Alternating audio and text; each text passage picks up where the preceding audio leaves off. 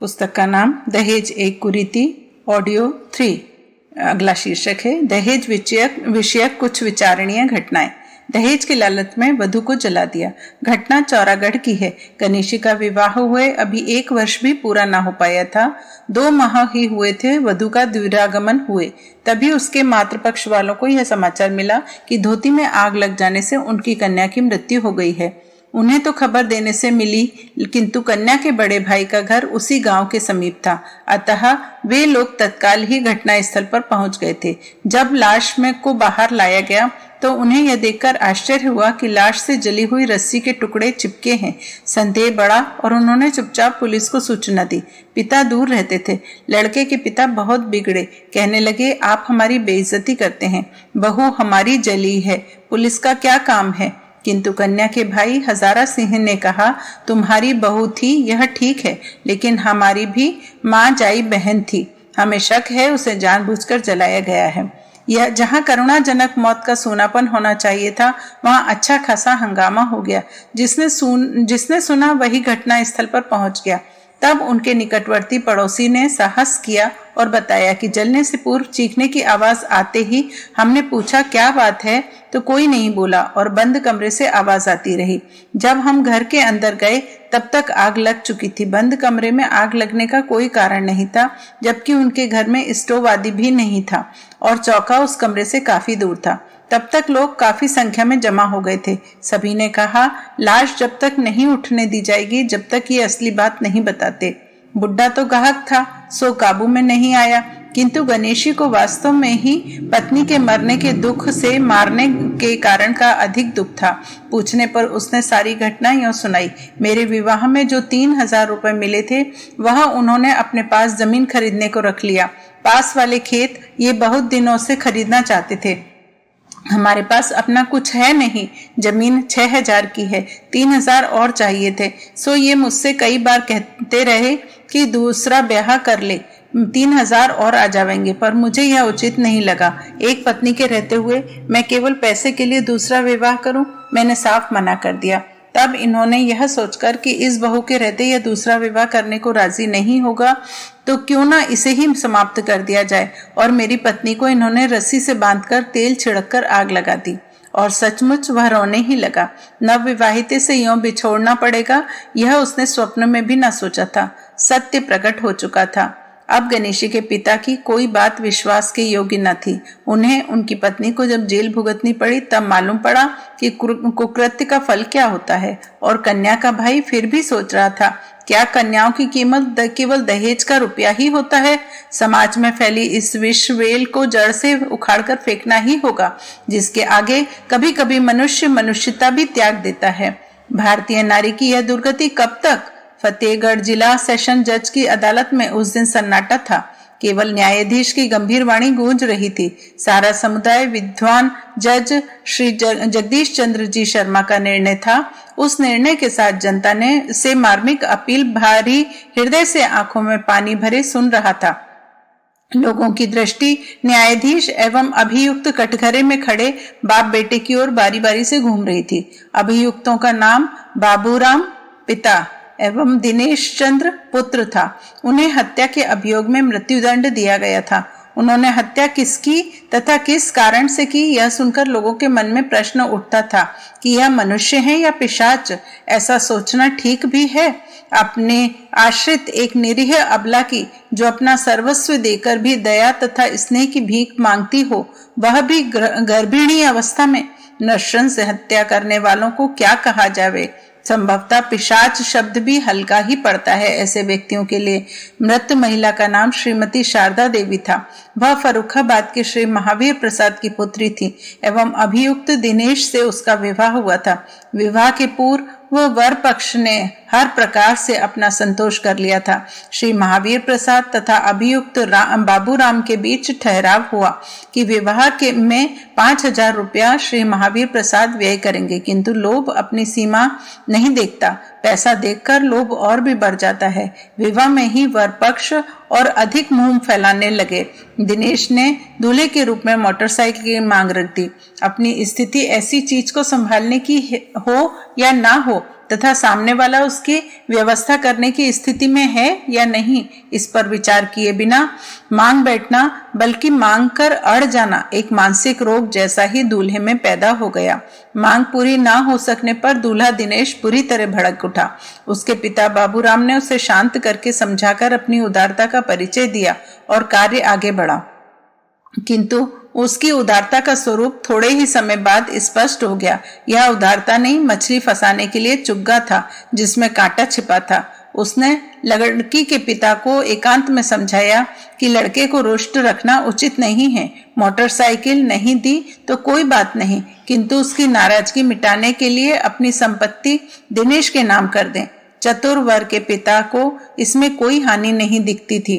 उसने लड़की के पिता से आगे कहा, इससे बच्चे का मन रह जाएगा और धन कहीं नहीं जाएगा, बाद में भी काम आवेगा तो तुम्हारी लड़की के ही। यदि कहने वालों की बुद्धि स्वार्थ के डिब्बे में बंद न होती तो उसे सहज ही समझ में आ जाता कि ऐसी विवेकहीन बात ना उसे कहते शोभा देती थी और ना कोई भी व्यक्ति उसकी चतुराई को स्वीकार कर सकता था। लड़की के पिता ने अनुनय विनय के साथ अपनी स्थिति स्पष्ट करते हुए असमर्थता प्रकट की। अपने वायदे के अनुसार 5,000 रुपया व्यय के आंकड़े दिए, किंतु पिता पुत्र का रोष उससे शांत न हो सका। चतुराई से तो उनकी स्वार्थ पूर्ति हो नहीं सकती थी। अब उन्होंने दूसरा मार्ग पकड़ने की ठान ली। धन जिस सुख और व्यवस्था के लिए प्राप्त किया जाता है, उन्होंने उसी पारिवारिक सुख शांति को धन के लिए बलिदान करने की ठान ली।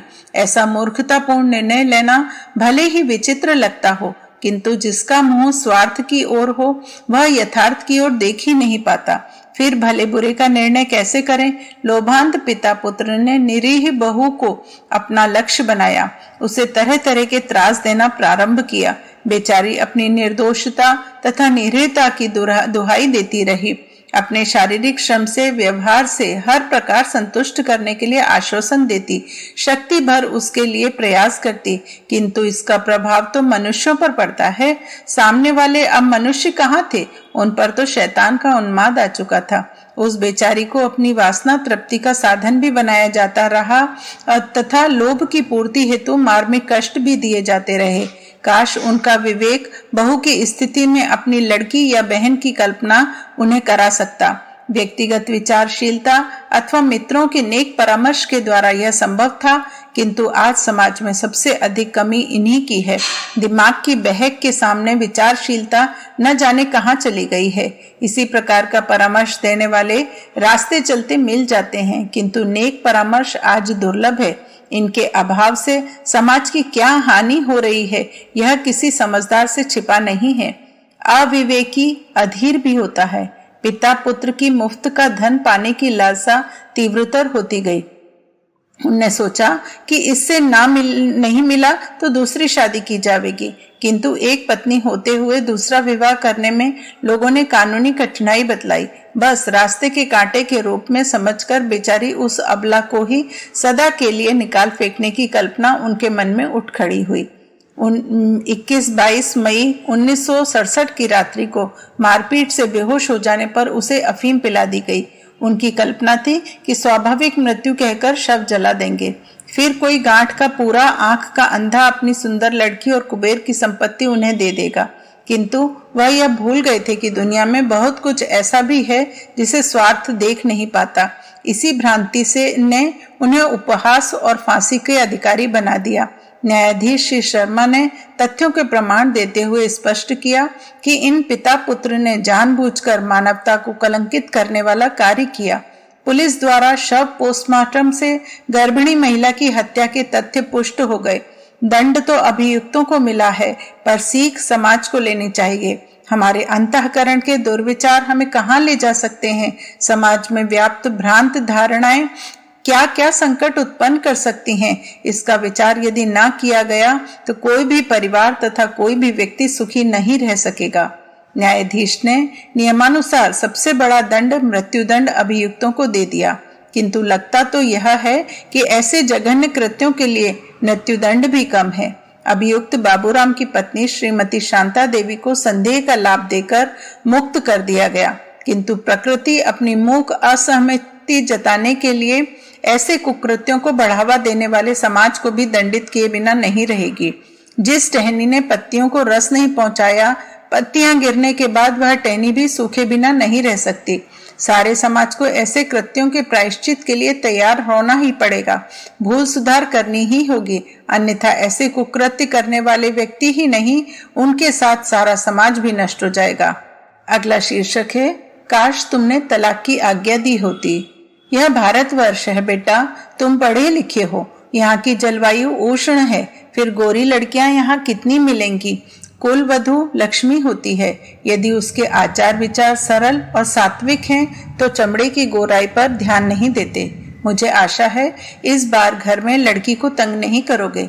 श्वशुर ने दामाद को जैसे बन सकता था समझाया और लड़की को विदा कर दिया। विवाह होने के बाद से यह दूसरी विदा थी।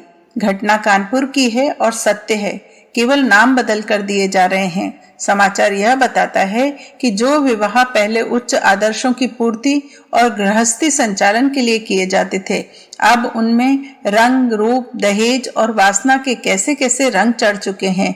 लोग प्रेम के लिए नहीं, वासना के लिए विवाह करते हैं। यदि स्थिति यही रही तो सोचना पड़ेगा कि क्या काली और कम आकर्षक दिखाई देने वाली लड़कियों के विवाह बंद कर देने चाहिए या फिर वही भेदभाव लड़कों के साथ भी आरंभ कर दिया जाना चाहिए। धर्म पत्नी को लेकर युवक रमेश कुलश्रेष्ठ घर लौटे। रास्ते में उसने एक बार भी ना उससे बातचीत की और ना पानी तक के लिए पूछा। भारतीय नारियां पर्दे और अशिक्षा के कारण पहले से ही दबी हुई हैं।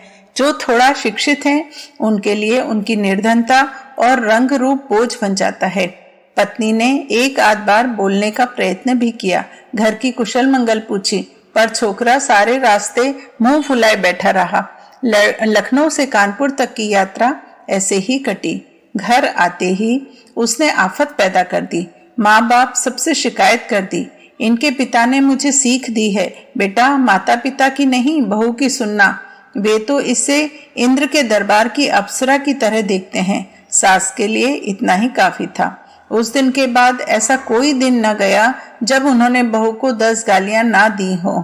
काम की गलती के तो बहाने होते थे, मूल बात यह थी कि लड़की के रूप रंग से ना तो लड़के को संतोष था और ना उसकी माँ बहन को। बेचारी तान्ने सुनते सुनते ऊब गई। घर से चिट्ठी आती तो आफत यह कि उसका हर पत्र सेंसर के बाद ही उसके पास पहुंचता। घर वाले सब पता लगा लेते कि इस पत्र के लिए यहाँ से क्या लिखा गया होगा। अपनी काली करतूतों पर प्रायश्चित करने की अपेक्षा लड़की को दंड देने की प्रक्रिया तेज ही होती गई। यहाँ तक कि उसे बुरी तरह मारा और पीटा भी जाने लगा। कई बार तो नौबत ऐसी आती कि मोहल्ले वालों को दौड़ना पड़ता, पर इन छिछोरों की जरा भी लाज न आई। बहू को पीटना बंद ना हुआ। स्त्री चाहती है केवल पति का प्रेम, वह भी ना मिले तो उसके लिए संसार में रहा ही क्या। और देशों में तो यह भी है कि वहां चाहे जब तलाक देकर दूसरा विवाह कर लें, पर धर्म का मोमजामा चढ़ाए भारतीय समाज पाप कर्म कर सकता है, पर लड़की को तलाक की अनुमति नहीं दे सकता। पहले तो सती प्रथा खुले रूप में प्रचलित थी, अब दहेज, खूबसूरती और शिक्षा के नाम पर अप्रत्यक्ष रूप से वधुएं घुट घुट कर सती होती हैं। लड़की ने तेल छिड़क कर शरीर में आग लगा ली। मोहल्ले के लोग दौड़े, बचाते बचाते बुरी तरह जल गई। अस्पताल पहुंचाई गई। 1.5 दिन तक चिकित्सा के बाद भी बचाई न जा सकी। पिता को खबर दी गई, वह दर्शन के लिए आए। अस्पताल में पिता को देखते ही लड़की फफक फफक कर रोई। उसके सारे आंसू घुल गए तो उसने कहा, पिताजी काश तुमने तलाक की अनुमति दे दी होती तो आज यह दुर्दशा तो देखने में ना आती। और यह कहकर उसने दम तोड़ दिया। लोग कहते हैं देश उन्नति कर रहा है, शिक्षा बढ़ रही है, सभ्यता का प्रचलन हो रहा है, पर भावनाओं को तिलांजलि देकर जो उन्नति हो रही है वह ना होती तो ही अच्छा था। अगला शीर्षक है, दहेज के पिशाच की चपेट में अध्यापक। घटना लगभग 25-30 वर्ष पुरानी है। रामपुर जिले के एक अध्यापक श्री रामनाथ पाठक को दहेज की चक्की में पिसकर पूरी तरह बर्बाद हो जाना पड़ा। वह हायर सेकेंडरी स्कूल में अध्यापक थे और वेतन केवल 200 रुपए मिलता था। उनके 2 लड़के तथा 2 लड़कियां थी। पाठक जी अध्यापक थे, शिक्षा का महत्व अच्छी तरह जानते थे, अतः लड़कों को ही नहीं लड़कियों को भी शिक्षा की व्यवस्था कर दी। दोनों लड़कियों को इंटर तक पढ़ाया। जब वे विवाह योग्य हुई तो वर की खोज दूर दूर तक की गई, पर आजकल तो दहेज रूपी पिशाच ने प्रत्येक जाति और वर्ग में ऐसा अड्डा जमा लिया है कि निकलने का नाम तक नहीं ले रहा। पाठक जी जहां गए उस जिससे चर्चा की बात हजारों से नीचे नहीं उतरी। अल्प वेतन वाले अध्यापक से यह आशा कैसे की जा सकती है कि वो 4-6 हजार रुपए शादी में खर्च कर देगा। वह तो परिवार का पालन पोषण ही जैसे तैसे कर पाता था, फिर इतनी रकम जोड़कर कहां से रखते। लड़कियों की उम्र 22 से 24 वर्ष हो गई। आखिर गांव का 5 बीघा खेत और 5,000 रुपए में बेचना पड़ा। वैसे यह आध बटाई पर खेती करवाते थे। फसल पर थोड़ा बहुत अनाज घर पर आ ही जाता था, पर अब एक बनी बनाई चीज से भी हाथ धो बैठे और एक लड़की की शादी कर दी। शादी तो दोनों ही साथ करनी थी, पर पैसे की व्यवस्था ना होने के कारण बेचारे एक ही शादी कर पाए। एक शादी से मुक्त हुए थे कि तब तक दूसरी की चिंता लग गई। फंड से 1500 रुपए निकालकर व्यवस्था की। 500 रुपए पहले के बैंक में जमा थे, पर इन 2000 रुपए से क्या होने वाला था। इतने रुपए तो वर पक्ष को नगद ही देने थे। इसके बाद 2000 रुपए की व्यवस्था उन्हें और कहीं से करनी थी, अतः ब्याज पर रुपया उधार लिया। महाजन या व्यापारी का सूद घोड़े की चाल से भी तेज दौड़ता है। 2-4 साल तक अगर पैसा ना चुका सको तो मूलधन से दुगनी और तिगुनी राशि महाजन के बही खाते में हो जाती है। कन्या के हाथ तो पीले करने ही थे, नहीं तो इस हिंदू समाज में उनकी नाक कट जाती। ब्याज सहित पाठक जी पर 4000 का कर्जा हो गया। शादी के बाद भी कन्या के पिता को मुक्ति कहाँ मिल पाती है। सैकड़ों खर्चीले चलन प्रचलित हैं, जिनकी पूर्ति ना करने पर कन्या को सताया जाता है और बुरा भला कहा जाता है। कन्या भी बेचारी मुंह बंद किए सुनती रहती है। वह जानती है कि यदि उसके घर में पैसा होता तो माता पिता किसी लेन देन में पीछे ना रहते। पाठक जी की कमर इन 2 लड़कियों की शादी में ही टूट गई। ब्याज चुकाना ही मुश्किल था। दोनों लड़कों को की पढ़ाई बंद कर देनी पड़ी। कहाँ वह अपने बच्चों को उच्च शिक्षा दिलाने का स्वप्न देखते थे, पर एक लड़का इंटर और दूसरा मैट्रिक ही पास कर पाया। उन्होंने दोनों लड़कों से नौकरी करके कर्ज चुकाने के लिए आग्रह किया। पाठक जी वृद्धावस्था में भी घरों पर जाकर 50-60 रुपए महीने की ट्यूशन भी करते थे। कर्ज देने वाले बुरे बुरे शब्द कहते और अपमानित करते रहते। उनके सामने तो यह समस्या एक विकराल रूप से खड़ी थी कि कुछ समाधान ही नहीं मिल पाता। लड़कियों के जहां विवाह किए वह अलग गाल फुलाए बैठे थे। कभी कभी पाठक जी अपने दिल की आग साथियों से उगलते हुए कह देते थे कि यदि दहेज रूपी पिशाच का अस्तित्व ना होता तो मेरा घर क्यों बर्बाद होता। दहेज वाली धनराशि लड़कों की पढ़ाई में लगाकर उच्च शिक्षा दिला सकता था, परिवार का जीवन स्तर सुधरा रहता। मैंने तो अध्यापक की नौकरी ईमानदारी तथा सेवा की समझकर की थी, पर यदि यह मालूम होता कि दहेज इस तरह परेशान करेगा तो किसी दफ्तर में बाबूगिरी करके नीति अनीति दोनों प्रकार से कमाकर इकट्ठा करता और जीवन सुख से बीतता। आज तो इज्जत से जिंदगी जिंदा रहना तक कठिन हो गया है। अगला शीर्षक है अपने दांव से अपनी हार। हिम्मतनगर से अमीलिया आई बारात लड़के को विवाहे बिना लौट गई। अब लड़की वाले फिर से दूसरा वर तलाश करने का कष्ट भुगत रहे हैं। लोग कहते हैं विवाह में दहेज के लिए लड़के वाले ही दोषी हैं। लड़की का पक्ष कमजोर होने से उन पर कोई उंगली नहीं उठाता, पर सच बात यह है कि दहेज और विवाहों में होने वाले अंधाधुंध खर्च के लिए लड़की वाले लड़के वालों से कम दोषी नहीं हैं। उनकी मांगें ठीक ऐसी ही होती हैं जैसे लड़के वाले दहेज मांगते हैं। सज धज की बारात, सोने चांदी के जेवर, अंग्रेजी बाजे, नौटंकी नगाड़ों की फरमाइश तो आखिर लड़की वाले ही करते हैं। लड़के वाले उसके लिए उन्हीं की चांद गंजी करें, लंबा दहेज वसूल करें तो उन बेचारों को ही क्यों सारा दोष दिया जाए। क्यों न लड़की वालों की भी भत्सना की जाए। जो आवश्यक था सो मिल गया था। हिम्मतनगर के बाबू श्याम किशोर मिश्र के पुत्र चिरंजीव राम गोपाल मिश्र का संबंध अमीलिया निवासी हरि कीर्तन अग्निहोत्री की पुत्री कुमारी शीतला के साथ निश्चित हुआ था। श्री श्याम किशोर जी ने अपनी ओर से कोई लेन देन की बात नहीं की। लड़का शिक्षित है और काम से भी लग गया है, और क्या चाहिए था। पैतृक संपत्ति भी लड़के के पास पर्याप्त थी। हम विवाह सादगी से करेंगे, श्री अग्निहोत्री जी ने अपनी ओर से ही प्रस्तावित किया। श्री श्याम किशोर जी विवाहों में आदर्शवाद के कट्टर समर्थक थे। उन्होंने संबंध तय होने के बाद बारात ऐसी सजाई कि उन पर भी बोझ न आए और लड़की वाले पर भी अतिरिक्त भार ना पड़े। 60-65 व्यक्तियों की हल्की सी बारात और सादे बाजे लेकर दरवाजे पर पहुंचे। घर की स्त्रियों और कई संबंधियों ने अच्छे बाजे और आतिशबाजी ना लाने पर बारात वालों को डटकर निंदा की। झड़प होते होते बची। किसी तरह जनवासे का प्रथम कार्यक्रम संपन्न हो गया। गाड़ी भावरों से पूर्व चढ़ौती पर अटक गई। दहेज की कोई बातचीत थी नहीं। श्री मिश्र जी सादे वस्त्र और आभूषण भी नाम मात्र के लाए थे। महिलाओं में उसकी कानाफूसी आरंभ हुई और आदमियों ने उसे तूल दे दिया। उन्हें चाहिए था तो यह था कि जब इन बेचारों ने दहेज ना लेने की दया दिखाई तो क्यों उन पर व्यर्थ के कार्यों का बोझ डाला जाए, पर वे अपनी नाक का सवाल मानकर स्वयं ही झगड़ पड़े। लड़के के पिता ने समझाया, आपने ही तो कहा था कि विवाह सादगी से करेंगे, यहाँ कोई लेन देन की बात तो है नहीं कि हम क्यों ठगें। आप हमें लड़की के पिता गर्म होकर बोले, सादगी का यह मतलब तो नहीं कि आप हमारी गांव भर के सामने नाक कटा लें। आखिर हमारी भी गांव में इज्जत है। साधारण स्थिति के घरों में अच्छे अच्छे जेवर आते हैं। फिर आपकी हैसियत भी तो कम नहीं जो इन्हें गिने साधारण से जेवर लेकर चल दिए। मिश्र जी तब भी संतुलन नहीं खोया। बोले, भाई ले तो हम भी आते जेवर, पर भूल की जो आपसे दहेज वसूल नहीं किया। इस बात पर लड़की के पिता बहुत बिगड़े। घंटों मैं तू होती रही।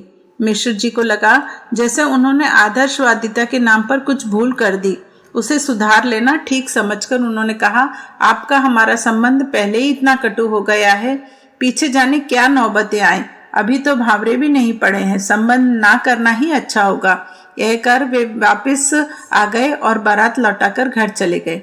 अब लड़की के पिता फिर लड़के की तलाश में इधर उधर मारे डोल रहे हैं। वैसे लड़के के लिए कहीं भी 5-6 हजार से कम की मांग नहीं हो रही। पछता रहे हैं, वही ब्याह कर लेते तो अच्छा था। अगला शीर्षक है, आप दहेज मांगेंगे तो हम जेवर। दिल्ली जैसे बड़े शहर में भला 400 रुपए में क्या होता है। फिर परिवार में भी 5 व्यक्ति हैं पूरे, केवल मकान किराया ही 80 रुपए है। ऊपर से ये कर्जे की समस्या प्राणों को और सुखाए डाल रही है। राजेश की तो नींद ही उड़ गई थी। कभी पिताजी को भला बुरा कहता, कभी समाज में फैली इस दहेज तथा शान शौकत की मूर्खतापूर्ण विवाह पद्धति को।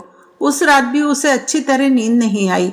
ऑफिस से लौटते समय कपड़े वाले ने टोक दिया, शादी करके हमारी तो याद ही भूल गए बाबूजी। सुबह हुई तो पिताजी ने बताया कि कल जेवर वाला भी आया था। कहता था कि या तो पैसे दो या फिर जेवर वापस करो। राजेश के पिता दकियानुसी विचारों के पुराने व्यक्ति हैं। एक ही बेटा है, भला बिना अच्छा खासा दहेज लिए शादी कैसे कर लेते।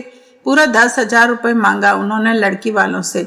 लड़की वाले भी कम न थे, पुराने वकील थे। बोले, ठीक है हम 10,000 नगद देंगे, पर आप कितना जेवर लाएंगे तथा बारात भी खूब धूमधाम से आना चाहिए। बात ठीक थी एक तरह से, उनके भी व्यय का स्तर समान ही होना चाहिए था। राजेश के पिता को विवश होना पड़ा उनकी बात मानने को, पर पास पल्ले कुछ भी न था। बारात की साज सज्जा, महंगा बैंड, आतिशबाजी, दिखावा, फुलवारी आदि में ही पर्याप्त रुपया व्यय हो गया। कुछ घर के मेहमानों की आवभगत तथा लेना देना, विदाई, नेकचार आदि में बारात का किराया ही 10,000 हो गया, क्योंकि दिल्ली से भोपाल काफी दूर है। लड़की वाले भोपाल में थे। मतलब ये था सारा रुपया विवाह होते होते समाप्त हो गया और 1,000 रुपए कपड़े वाले का और 2,5-3 हजार सुनार का देना रह ही गया। सीमित आय में किश्तों द्वारा भी चुकाना मुश्किल था। लोग तो 3 दिन की चहल पहल करके खा पी कर मस्खरी करते हुए चले गए, पर इस वाहवाही का मूल्य राजेश को जेल की हवा खाकर चुकाना पड़ा।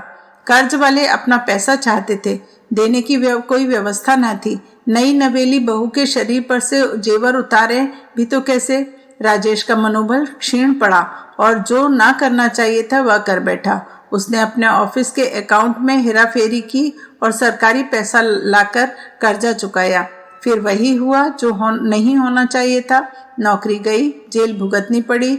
जिस संकोच ने जेवर वापस नहीं करने दिए वह इतना विकट परिणाम लेकर उपस्थित हुआ। पत्नी ने अलग कहा कि आप मुझे स्थिति बताते तो सही, पर बताने का ही साहस होता तो क्या वही साहस उस समय नहीं दिखाया जाता जब व्यर्थ के दिखावे तथा वाहवाही के लिए हजारों रुपया फेंक दिया गया। ये गलत मान्यताएं, मूर्खतापूर्ण दिखावे के विवाह, अंधविश्वास तथा सड़ी सड़ाई रूढ़ियां अब भी न जाने कितने परिवारों के लिए आए दिन संकट उपस्थित करती रहती हैं। आवश्यकता है इनके उन्मूलन के लिए साहसपूर्ण कदम उठाए जाएं तथा विवाह जैसे धार्मिक कृत्य को एक अत्यंत साधारण से समारोह के रूप में मना लिया जाया करे।